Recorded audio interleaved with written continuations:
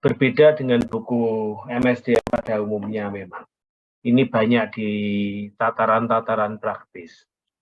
Nah, hari ini kita khusus mau bicarakan 2 teknik untuk mengelola manusia.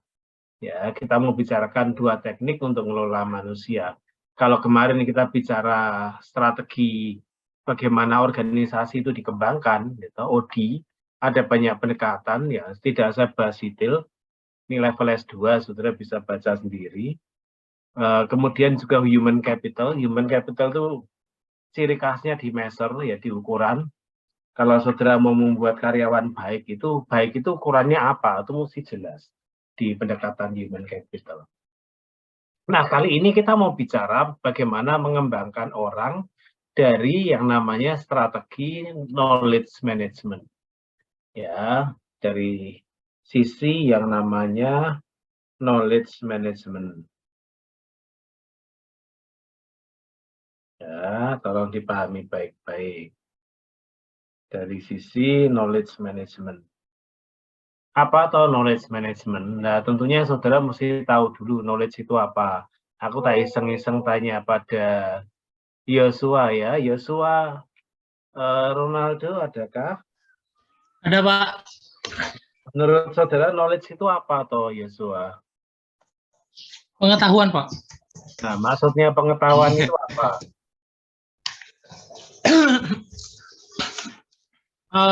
Knowledge itu pengetahuan yang dimiliki oleh seseorang mengenai mungkin fakta, Pak, atau informasi gitu, atau skill juga.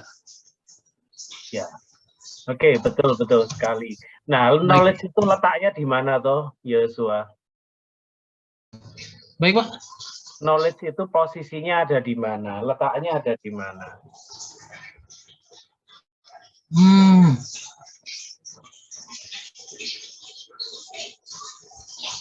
Siapa yang memiliki knowledge lah, tepatnya begitu. Oh, baik, semua orang, Pak.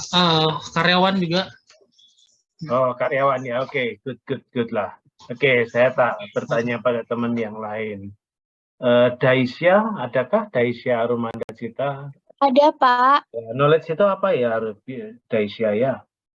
Seperti yang Mas Joshua katakan, menurut saya knowledge itu merupakan pengetahuan yang dimiliki oleh suatu manajemen atau organisasi atau seseorang juga, Pak.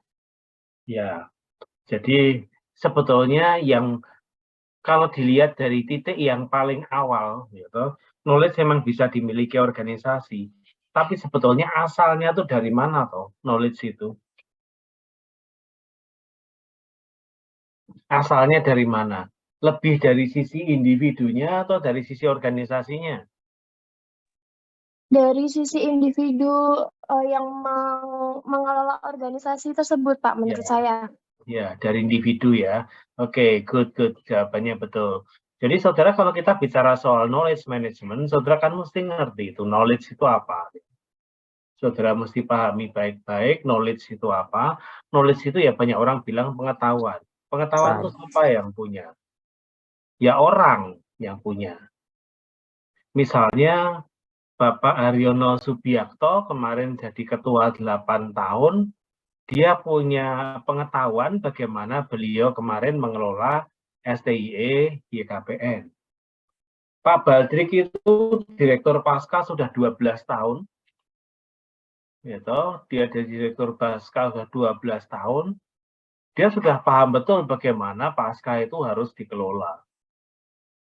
Ya, jadi knowledge-nya itu ada di kepalanya Pak Baldrik bagaimana Pasca itu dikelola. Gitu. Nah, masalahnya itu satu.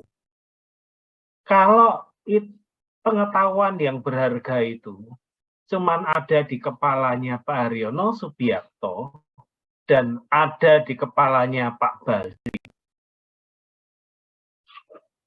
ya, dan tidak ter-share, tidak terbagi, kira-kira ada manfaatnya bagi organisasi apa enggak? Saudara Karnaval Rego ada enggak?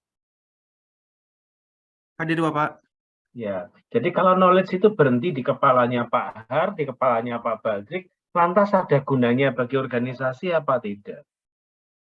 Kalau menurut saya tidak ada, Pak. Kalau knowledge itu harus di-share kepada orang agar orang tersebut memiliki pengetahuan. Karena pengetahuan itu bukan hanya didapat dari bacaan saja, tapi berdasarkan pengalaman orang. Seperti itu, Bapak. Ya, betul sekali.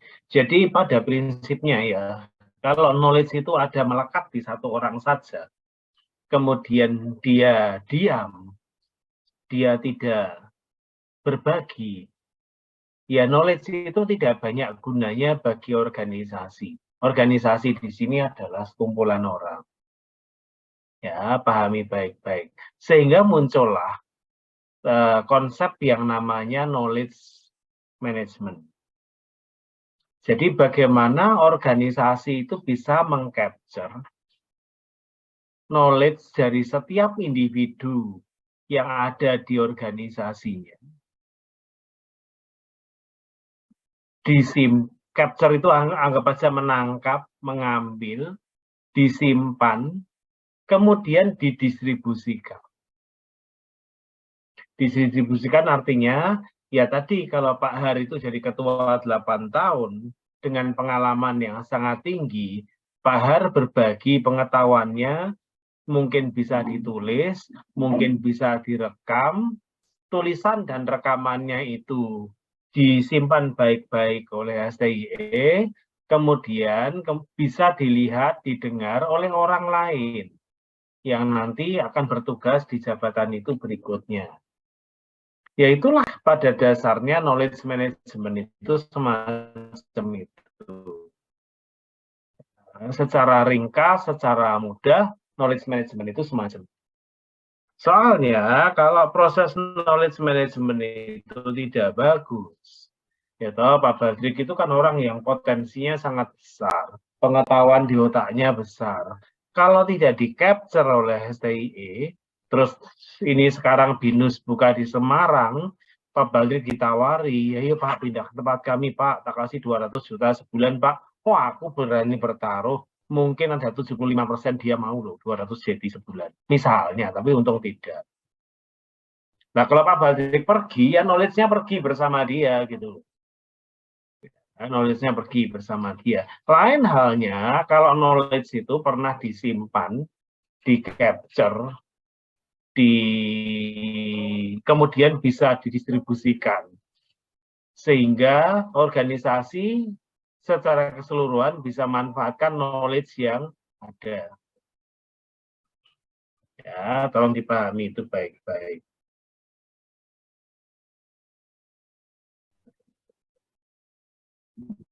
Bentar ya, break ya. Itu kenceng banget deh kalau di tempat saya itu, kalau masjidnya lagi mulai.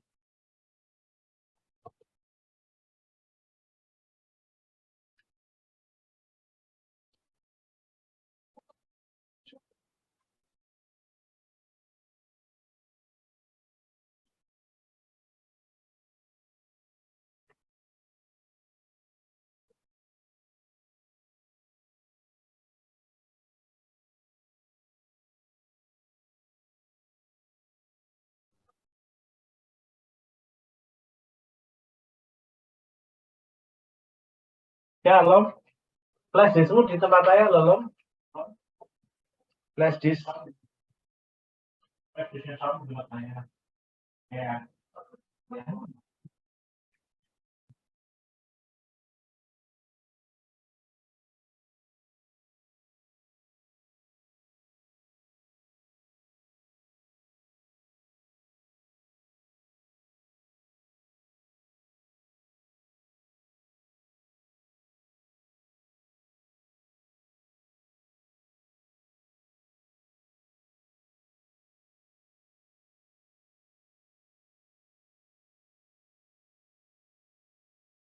Oke, saya lanjutkan. Jadi menurut Scarborough, itu yang saya kuning-kuning itu, knowledge management itu adalah proses dalam, di sini disebut, menciptakan, mendapatkan, mengcapture, berbagi, menggunakan knowledge. Untuk meningkatkan apa? Proses belajar dan kinerja organisasi. Lengkapnya begitu.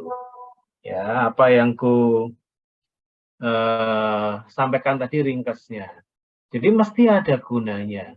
Jadi organisasi itu harus selalu berusaha menangkap knowledge dari setiap orang yang ada di situ. Misalnya satu bank tertentu. Di setiap bank itu pasti ada kayak analis kredit. Di setiap bank itu mesti ada analis kredit.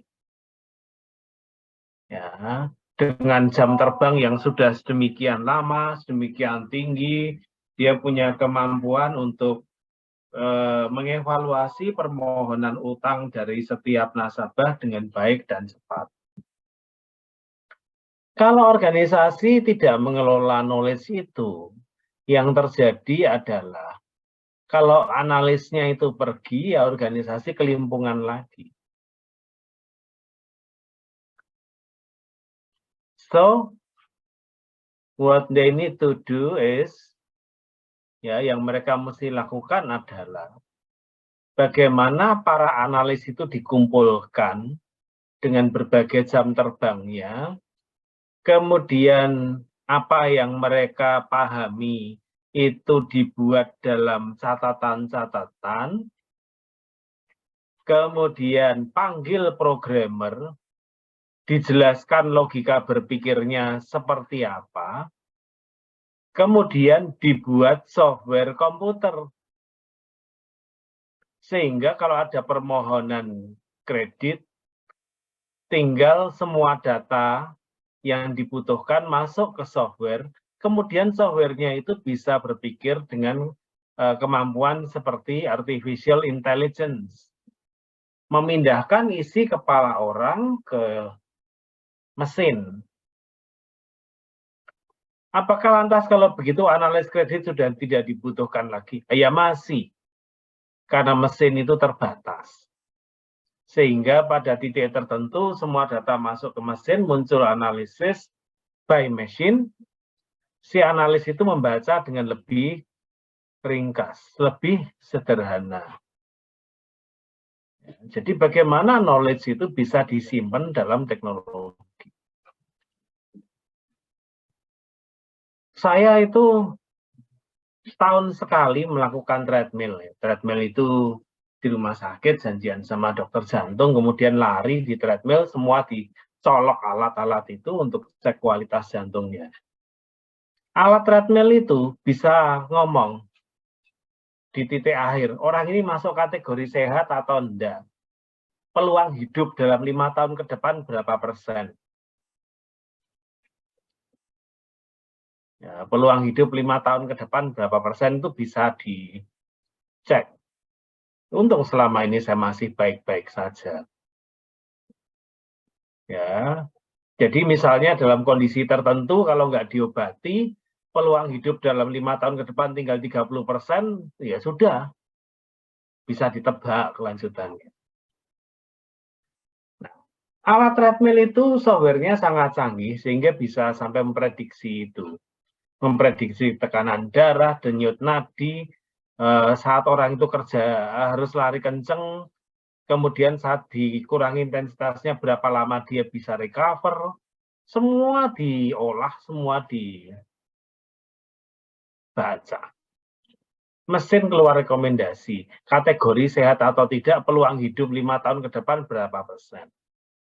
Nah, apakah cukup di situ? Ya enggak, ya tetap dokter yang bermain. Dokter melihat itu, melihat kondisi, kemudian sarannya udah Pak, ya kateterisasi ya, misalnya begitu. Teman saya dibegitukan. Teman saya Pak, pasang ring sekarang, gitu ya sudah pasang ring, gitu. Oh, ini Pak Wisnu cuma tambah obat saja biar kolesterolnya berkurang nih. Susah tuh oksigennya mengalir, misalnya begitu.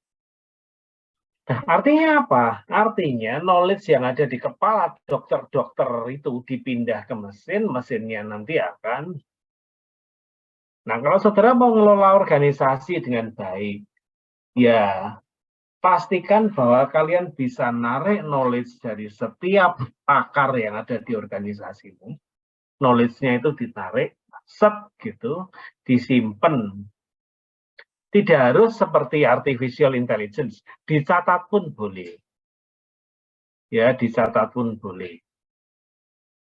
Yang paling sederhana misalnya, kalau saudara sekarang misalnya jadi pengurus Himpasti, Himpunan Mahasiswa Pasca Sarjana STIE KPN. Kalau saudara yang sudah jadi pengurus kemudian selesai, ya sudah tinggal menyerahkan ke orang baru, tanpa menyerahkan catatan apa yang dilakukan kemarin, kendala dan sarannya, nah ya orang baru itu akan petakilan, mencoba-coba lagi. Tetapi kalau saudara itu sebagai pengurus lama, itu saudara bisa menulis apa yang dilakukan kemarin, oh program ini bisa dijalankan, dampaknya bagus, kendalanya ini, kami mengatasinya begini. Program B itu tidak berdampak, jangan dilakukan lagi. Semua ditulis, saat serah terima diserahkan, log gitu. Orang barunya enak, tinggal lihat, oh iya, dia bisa jalan dengan lebih cepat. Nah itulah proses sederhana dari yang namanya knowledge management. Semoga bisa dipahami baik-baik. Ya. Jadi dengan kata lain itu knowledge management itu semacam itu. Ya. Kadang saudara hanya mencatat, kadang saudara gunakan teknologi. Intinya pengetahuan dari setiap orang itu jangan dibiarkan hanya melekat di kepalanya karena dia bisa pergi. Apa yang ada di pikiran itu harus ditarik, kemudian dijadikan database bagi organisasi, kemudian digunakan. Cuman masalahnya, saudara, tidak semua orang itu mau berbagi knowledge-nya secara terbuka. Beberapa karyawan tuh kadang takut. Kalau semua knowledge yang ku punya, itu ku bagi ke organisasi. Ku tulis, nanti aku tidak dibutuhkan lagi. Karena semua sudah ada di sistem organisasi itu. Jadi orang itu merasa kalau pengetahuan yang ku punya itu ku bagi semuanya, aku bisa tidak bermanfaat lagi dan bisa disingkirkan sewaktu-waktu. Maka dia tetap pegang sebagian pengetahuan itu di otaknya supaya dia masih dibutuhkan. Nah, Adistia ada enggak? Cek Adistia. Adistia enggak ada. Eko Prasetyo? Hadir Pak, Adistia Pak. Oh iya, Adistia. Ada Pak, Eko Pak. Ya, oke, aku tak tanya ke Adistia dulu. Adistia, perilaku orang yang tadi tidak mau berbagi 100% apa yang dia tahu, itu wajar atau tidak? Menurut saya wajar sih Pak. Kenapa disebut wajar? Kenapa kamu sebut wajar, Dit? Dengan pendapatmu sendiri loh, bebas loh. Tidak, saya tidak menyalahkan. Gimana, Aditya? Karena seseorang itu berhak Berhak untuk apa?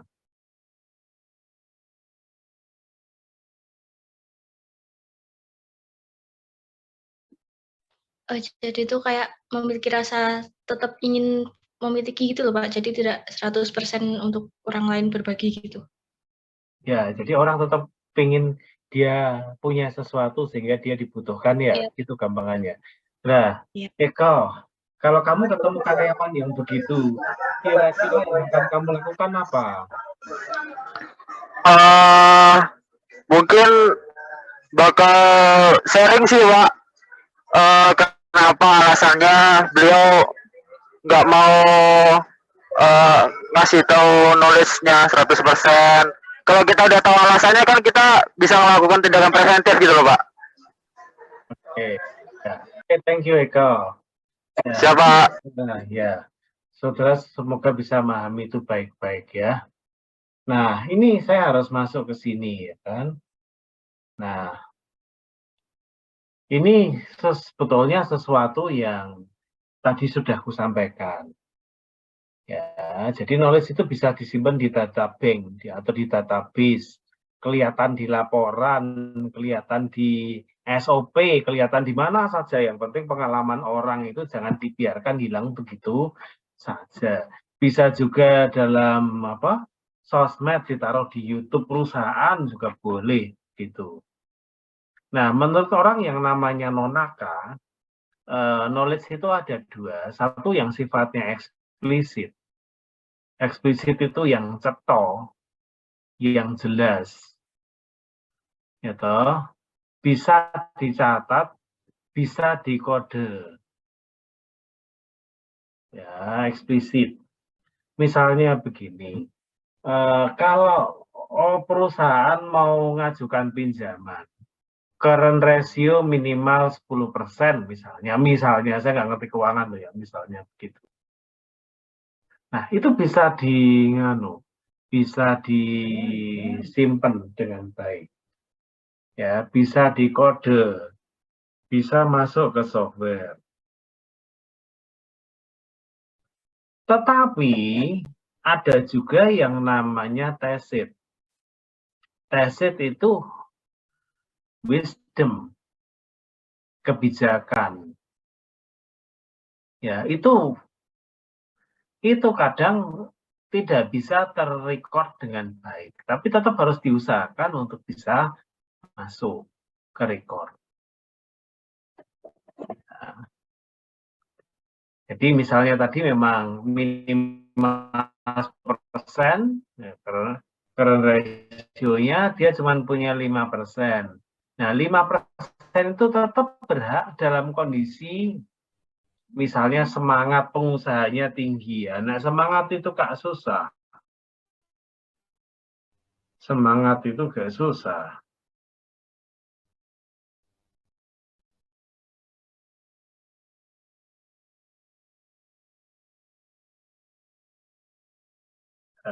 Nah, sehingga bagaimana menilai semangat itu tacit itu. Ya, itu susah. Tapi bagaimanapun tacitnya mesti diusahakan untuk bisa masuk ke catatan, masuk ke program, masuk ke database supaya bisa digunakan oleh orang berikutnya. Nah, kalau kita mau menggunakan knowledge management ini, ada dua pendekatan menurut orang yang namanya Hansen. Ya, yang pertama menurut Hansen itu cara knowledge management itu adalah pengetahuan itu diambil, disimpan di database. Sehingga siapapun akan bisa mengakses database itu dengan baik. Bisa mengambil pengetahuan yang ada di situ. Jadi istilahnya ada pengkodean, disimpan. Lebih ke pendekatan yang sifatnya mekanistik karena menggunakan alat. Ya, karena menggunakan alat. Yang kedua adalah personalisasi. Strategi yang kedua ini bukan knowledge-nya disimpan,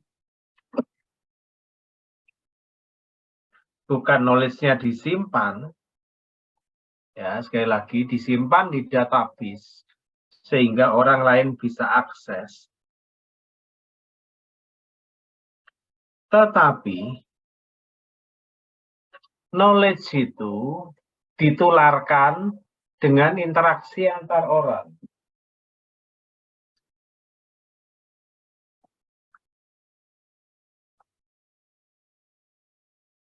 Knowledge itu ditularkan dengan interaksi antar orang. Jadi kalau mau knowledge-nya cepat menyebar, cepat berkembang, ya sudah, interaksi antar orang ditingkatkan supaya mereka bisa saling berbagi knowledge yang mereka punya. Ya, jadi yang pertama itu ditarik, masukin ke software, biar nanti software yang garap, software yang jalankan. Yang kedua ini memang tidak disimpan di software, Tapi knowledge itu menyebar dengan interaksi antar orang. Ya, knowledge itu menyebar dengan interaksi antar orang. Jadi kalau mau melakukan knowledge management dengan cara yang kedua, gimana caranya? Interaksi antar orang diperseri. Interaksi antar orang itu harus diperseri. Ya, semoga bisa dipahami baik-baik. Nah, ada beberapa isu yang harus diperhatikan oleh setiap manajer.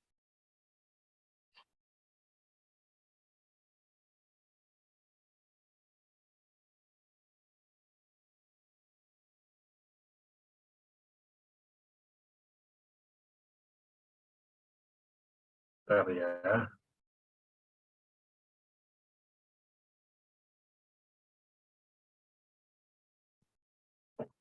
Ada beberapa isu yang harus diperhatikan. Recording stopped. Recording in Bentar, ini kalau progress. saya ada connecting to cloud server. Oke, sudah selesai. Ya, sebentar ya, saya sambil cek kecepatan internet saya takut kalau tiba-tiba kecepatanku drop saja. Bentar, saya cek sebentar.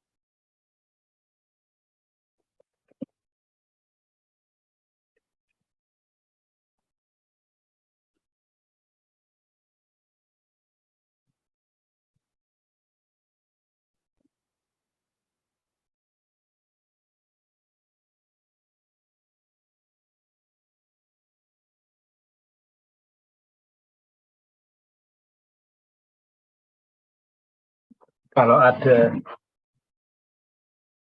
warning seperti itu, biasanya saya terus rada khawatir nih, jangan-jangan koneksiku bisa terganggu. Ya, saya pakai ini coba.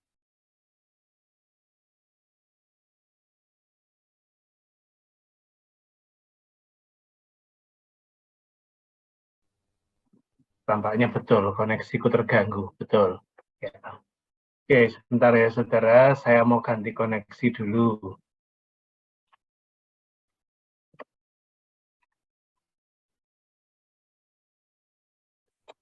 Soalnya kalau ada tulisan connecting itu, saya read dulu sebentar. Ya, betul.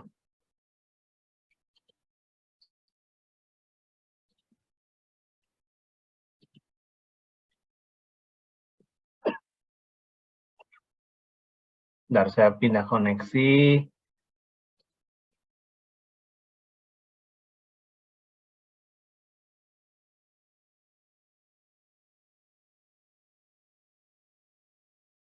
Oh, oke. Ini lebih baik sedikit. Tadi saya pakai koneksi WiFi, kok tiba-tiba ada tulisan connecting. Terus ini saya pindah ke kabel sekarang. Ya, oke, nggak normal.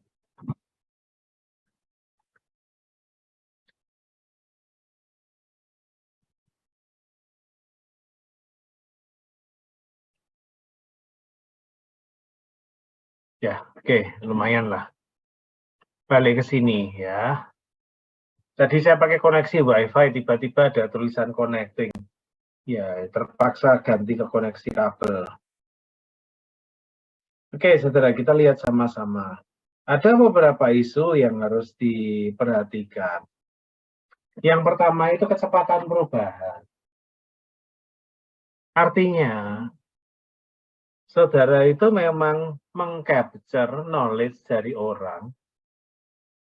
Saudara masukkan ke database supaya orang lain bisa pakai. Ternyata perubahan di luar itu cepat sekali.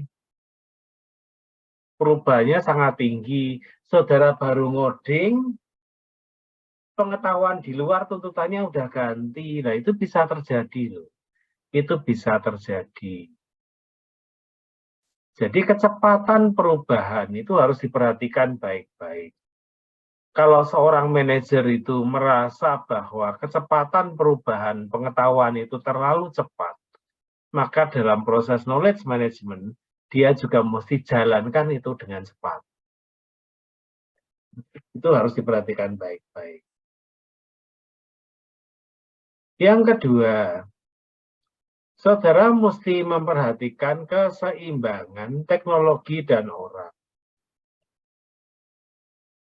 Ya, saudara mesti memperhatikan keseimbangan teknologi dan orang. Jangan pernah berpikir technology is the only way to knowledge management process. Jangan pernah berpikir seperti itu. Ya, jangan pernah berpikir seperti itu. Tetapi saudara mesti pahami baik-baik bahwa teknologi itu hanya pendukung. Core-nya itu tetap di orang. Teknologi itu pendukung, bukan yang utama. Yang utama itu tetap orangnya. Pahami itu baik-baik. Walaupun tanpa teknologi juga nggak akan orang bisa berfungsi dengan, misalnya kalau saya tetap pakai WiFi tadi, ya mungkin saya tidak bisa optimal. Sinyalku mungkin terputus-putus. Untung segera sadar untuk ganti kabel, gitu. Yang ketiga, jadi isu yang pertama adalah kecepatannya, kecepatan perubahan. Isu yang kedua adalah teknologi dan orangnya. Ketiga, budaya. Jadi memang harus dipahami baik-baik bahwa yang terkait knowledge management itu kan berkaitan dengan pengetahuan, betul. Teknologi iya, tetapi terkait juga dengan orang. Aspek sosial, sehingga di situ ada kata sosial dan juga organisasional. Sosial itu terkait interaksi antara orang. Ya, kemudian kalau organisasional itu tentang pembagian kerja dalam organisasi itu. Sehingga tiga proses itu berinteraksi dengan baik. Ya, berinteraksi itu artinya sama-sama mempengaruhi pada saat yang sama. Itu membuat urusan jadi susah. Oleh karena itu, kalau mengelola knowledge management, itu mesti pahami hal itu. Ini terkait dengan orang, teknologi, mekanisme, gitu.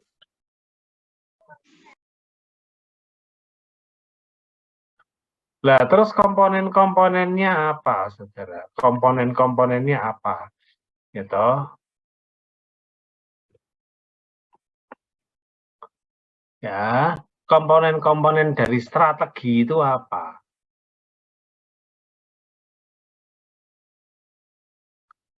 Ya, sebetulnya ini kata kuncinya itu sederhana. Bagaimana orang bisa bertemu, bagaimana orang bisa dimotivasi untuk mau berbagi knowledge-nya, dan bagaimana knowledge itu bisa menyebar. Itulah saudara materi kita yang pertama hari ini. Kalau saudara mau mengembangkan orang dengan knowledge management strategy, saudara mesti memastikan bahwa knowledge itu jangan melekat ke orang, lekatkanlah pada organisasi. Gimana caranya? Ya sudah, bagaimana orang itu mau diajak, mau berbagi. Berbagi kemudian decoding. Decoding disimpan, digunakan. Tidak mesti decoding, apa yang orang tahu ditulis. Tulisannya dimasukkan ke database, orang bisa paham. Orang lain atau orang berikutnya. The next is, yang berikutnya adalah Kalau itu aspek teknis itu dirasa susah, nah main aspek sosial. Bagaimana orang itu dibikin terus berinteraksi, sehingga transfer of knowledge itu bisa berjalan dengan baik. Ya, transfer of knowledge itu bisa berjalan dengan baik. Itulah saudara yang namanya knowledge management strategy untuk mengembangkan orang di dalam organisasi. Sebelum kembali saya meminta saudara untuk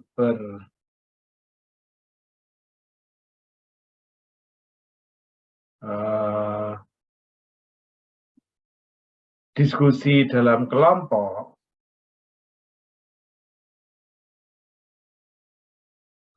Nah, saya buka kesempatan dulu. Kalau ada yang mau bertanya, dipersilahkan. Saya ingin bertanya, Ya, Pak. mari.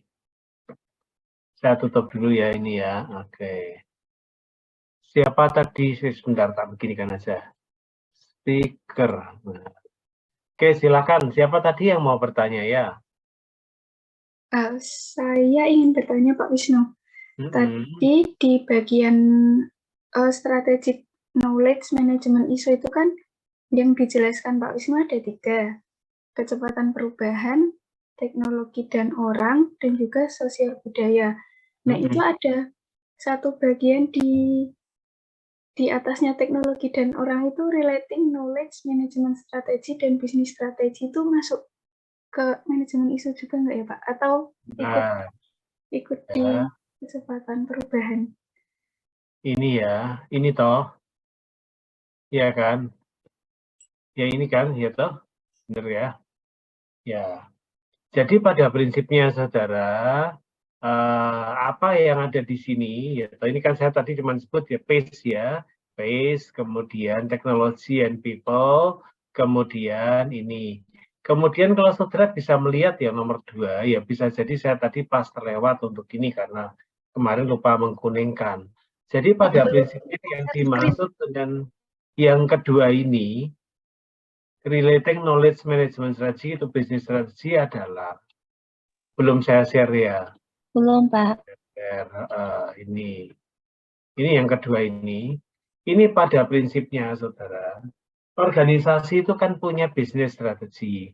Business strategy itu kan saudara mesti paham mulai dari visi, kemudian bagaimana visi itu menjadi objektif atau sasaran-sasaran yang ada jangka waktunya dan ada ukurannya.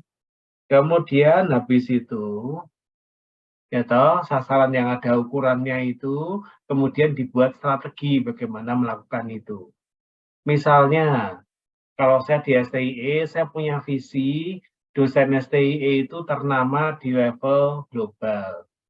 Salah satu goals-nya adalah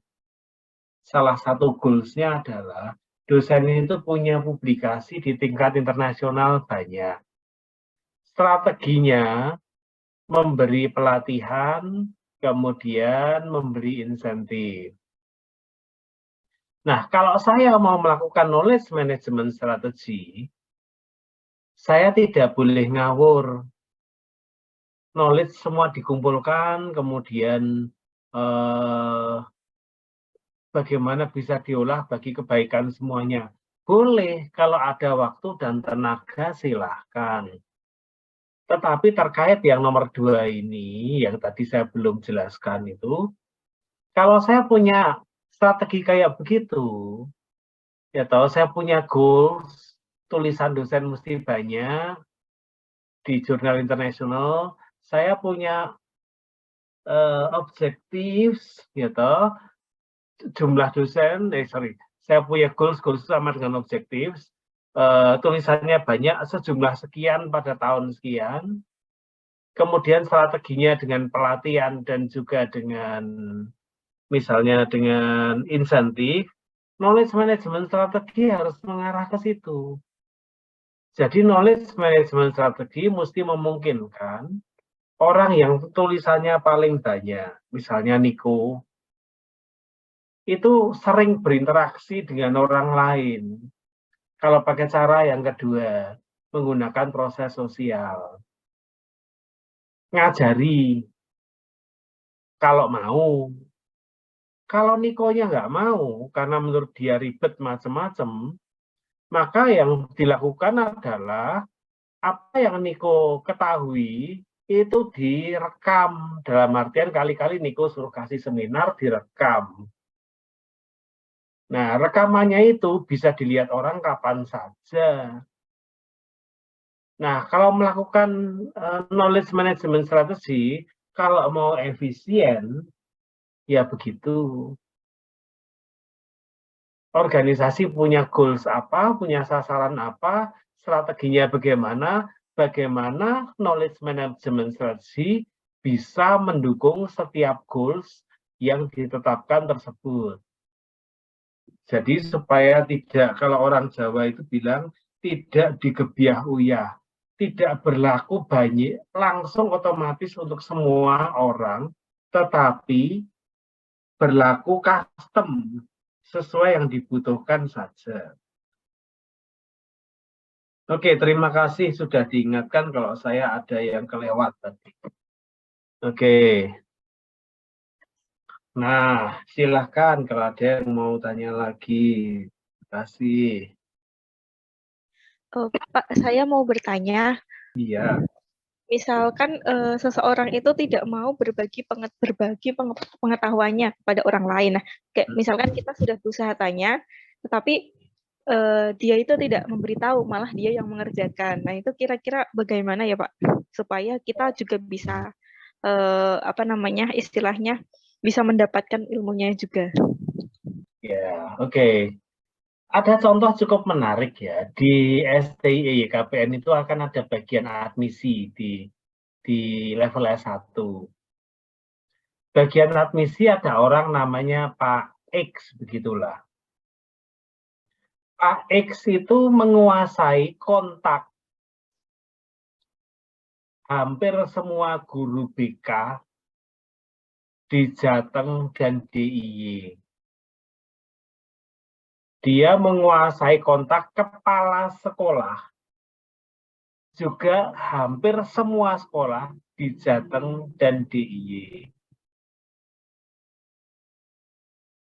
Nah, terus seringkali ada karyawan bilang ke Pak X, Pak, aku mau dibagi itu kontaknya. Ya, dibagi kontaknya supaya aku bisa ngontak sendiri. Wah, jawabannya bisa berputar ke sana kemari, ke sana kemari, ke sana kemari. Intinya dia nggak mau berbagi. Nah, itu aja, intinya itu. Ya, sebetulnya saya bisa juga bilang ke Pak X, kontakmu diberikan semuanya, tulis. Nah, kayu nggak bagi kontak tak pecat. Bisa juga saya berkata begitu. Tetapi dia tidak mungkin akan jujur. Dia akan nulis tapi tidak akan dibagi semuanya. Sehingga yang saya lakukan adalah saya memasangkan orang baru ke Pak X. Nanti setiap Pak X pergi kemana kamu ikut. Setiap Pak X melakukan apa kamu ikut. Nanti di situ Pak X ketemu kepala sekolah, kamu kenalan minta nomor handphonenya. Pak X ketemu guru BK, kamu kenalan minta handphonenya. Semua ditulis dan semua dicatat. Saya pesan ke orang baru itu. Terus saya pesan ke Pak X, oh mari digencarkan admisinya, datangi semua yang Pak X ngerti. Memang tidak cepat ya, tapi dugaan saya dalam 1 tahun, semua knowledge-nya sudah bisa saya sedot. Ya, jadi kalau ada orang yang nggak mau berbagi, ya itu tinggal pinter-pinternya bagaimana si manajer itu menarik knowledge-nya tanpa orang itu sadar bahwa dia sedang ditarik knowledge-nya.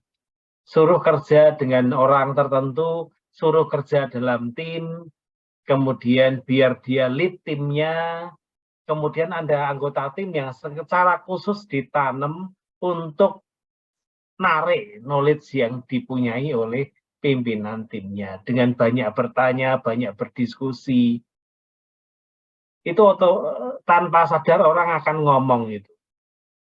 Jadi kembali ya saudara, kalau mau narik dan orangnya nggak mau ngasih, ya mungkin orang itu mungkin punya rasa takut. Nanti kalau tak kasih semua, kayak aku nggak digunakan lagi, aku tak berharga lagi. Wong semua sudah aku berikan. Jadi pinter-pinter mesti seorang manajer mesti pinter-pinter cari cara supaya orang itu mau berbagi tanpa dia sadari. Suruh kerja dalam tim, suruh dia mimpin timnya, ada orang yang secara khusus ditanam untuk menggali. Sehingga kalau dalam diskusi tim dia akan banyak bertanya dan pasti pimpinan tim harus banyak menjawab. Tidak mudah memang dan tidak cepat. Tidak bisa dalam 1 minggu. Mungkin butuh 2 bulan, 3 bulan, 6 bulan, bahkan mungkin 1 tahun. Tapi tahu-tahu nanti knowledge-nya sudah bisa diambil. Manusia itu tidak bisa dipaksa ya. Manusia kalau dipaksa dengan tekanan tertentu, dia tidak ikhlas. Kalau dia tidak ikhlas, dia tidak akan berbagi semuanya. Nah, kalau orangnya nggak mau bagi, pinter-pinter kita supaya kita bisa nyedot tanpa orang itu tahu kalau disedot. Itu, ya, oke. Bisa dipahami? Baik, terima kasih, Pak. Saya izin ke toilet dulu sebentar ya.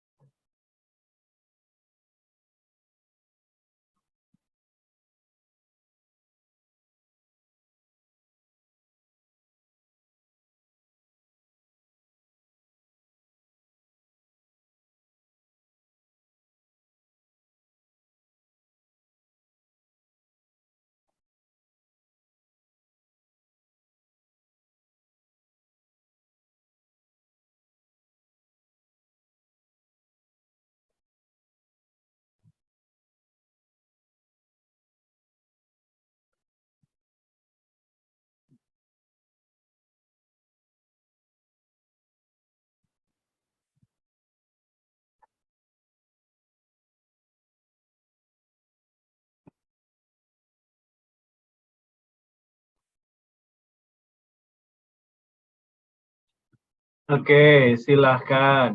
Kalau ada yang mau ditanyakan lagi.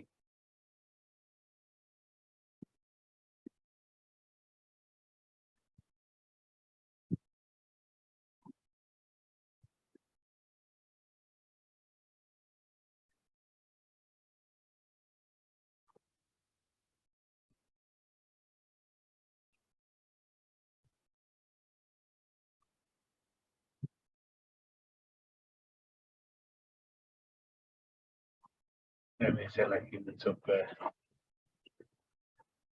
ngakali laptop dulu.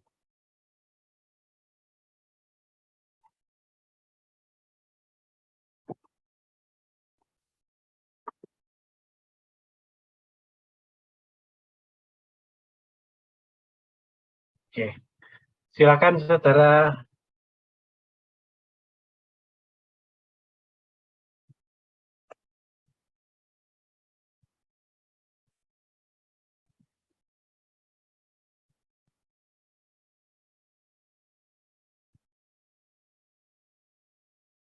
Oke, sekarang saya akan membagi saudara dalam breakout room.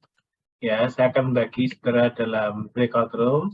Sekali lagi kelompoknya akan saya acak, saya membentuk 7 kelompok. Ya, saya membentuk 7 kelompok. Kelompok itu punya tugas sederhana, saudara. Nah, kelompok itu punya tugas sederhana. Tadi ada saya jelaskan, knowledge management strategi itu ada 2 cara alias strategi yang bisa digunakan menurut orang yang namanya Hansen tadi. Menurut orang yang namanya Hansen. Yang pertama adalah codification strategy, yang kedua adalah personalization strategy. Yang satu codification, yang kedua personalization.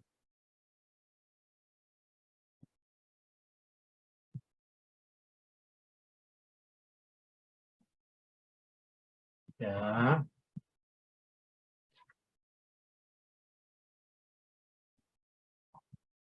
Nah, pertanyaan bagi breakout room sore hari ini adalah, tolong semua bisa cerita dalam kondisi pekerjaan seperti apa codification lebih cocok digunakan, dan dalam kondisi pekerjaan semacam apa personalization lebih cocok digunakan. Ya, dalam kondisi pekerjaan yang seperti apa codification lebih cocok digunakan, dan dalam kondisi seperti apa personalization lebih cocok digunakan.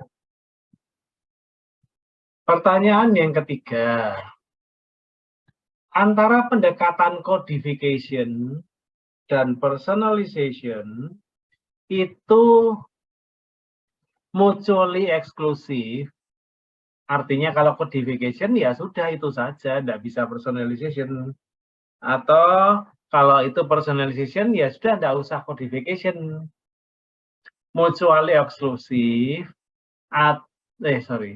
mutually exclusive betul, ya harus dipilih salah satu, atau saling melengkapi, pakai dua-duanya. Yang pertama, pada kondisi pekerjaan apa codification itu lebih cocok. Yang kedua, dalam kondisi pekerjaan apa ini lebih cocok.